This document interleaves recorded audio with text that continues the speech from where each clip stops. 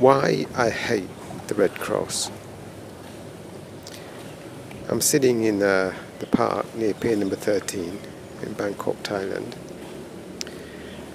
and I'm thinking of getting another vaccination done at the Red Cross, although I don't really want to because I hate the Red Cross. And I used to love the Red Cross, and I think that's really sad, but I think that they changed.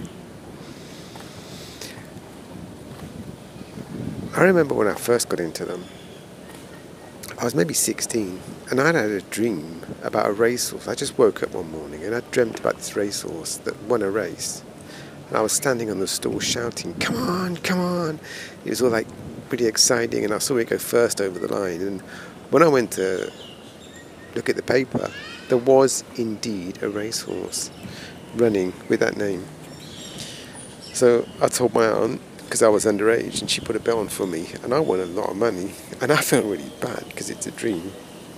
So I thought I should give this money away. And I was 16, I didn't know what I really believed, didn't know what causes I believed in and stuff, but I like the Red Cross. When I looked into charities of ways I could give this money away, because I didn't want to keep it, the Red Cross seemed really good because they were into the Geneva Convention and they were neutral, and at the time there was like at any time there's a lot of wars going on, and it's kind of, they were beyond nation states. That's something about the Red Cross, that they were neutral. It was about our species rather than a country. So I liked them a lot.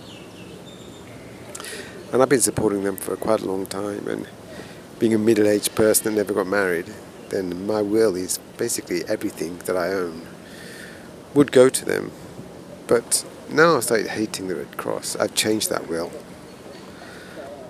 And I'll explain. But there's more than one reason. There's a number of reasons. The main reason is the last time I came to Bangkok, I found out while I went there for vaccinations that they're charging different races different prices to go in to this facility where they're like milking snakes and doing stuff like that. But it's quite deceptive because there's the price in Roman numerals in English for people, tourists and stuff that are coming to look at this. And then there's a separate price only in Thai numerals. Now, they don't usually use Thai numerals. They use Western numerals, unless they're trying to hide something. It's very rare. They just do number 1, 2, 3, 4, 5, as in we do in the West. But there are separate ways that you can write out a price in Thai script so that non-Thai people can't read it. So there's a separate set of prices only in Thai language, and of course they're much, much lower. So it depends basically on your race, because they don't actually check. It's if you look this race, which actually it's called a Malay racial type, so it covers the Philippines, Malaysia, and generally those people pay a lower price, and that was really not good. So I went into the next door, and it was about vaccinations, and the vaccinations there, the price is not shown anywhere whatsoever. They gave me a slip of paper with the vaccine names, and then they wrote in biro, one by one, each one I asked. There was no price list at all, which means that you're probably paying different according to your race. And when it's to do with the Red Cross and it's to do with vaccinations, that is not okay with me. That is not okay at all. Because not every person in this country, or in any country that's not the dominant race, is some rich tourist. I mean, even if they're white-skinned, and I'm not, there are people who save up a lot of money. They're not from rich countries. Like, I've been volunteering in Cambodia, and one of the teachers that came to work for nothing for 3 months to help was a highly qualified Mexican teacher.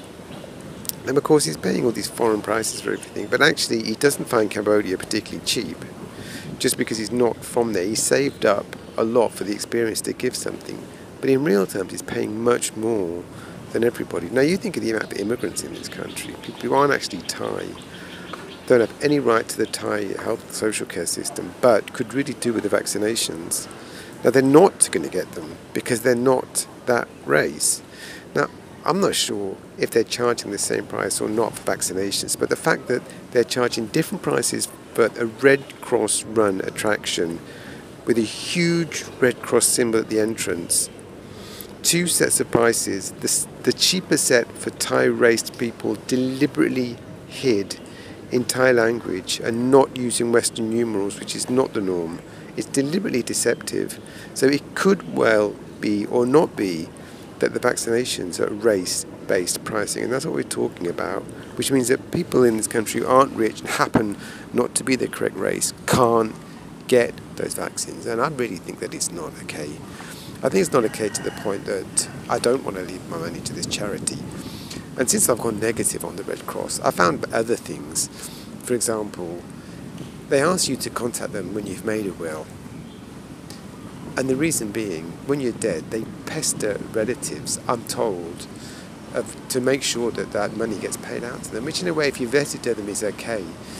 But also the way they collect in Europe, they're kind of harassing people in the street, and I just don't think that they stand for these neutral ideals that is the reason that I got in to the Red Cross and why I started supporting them.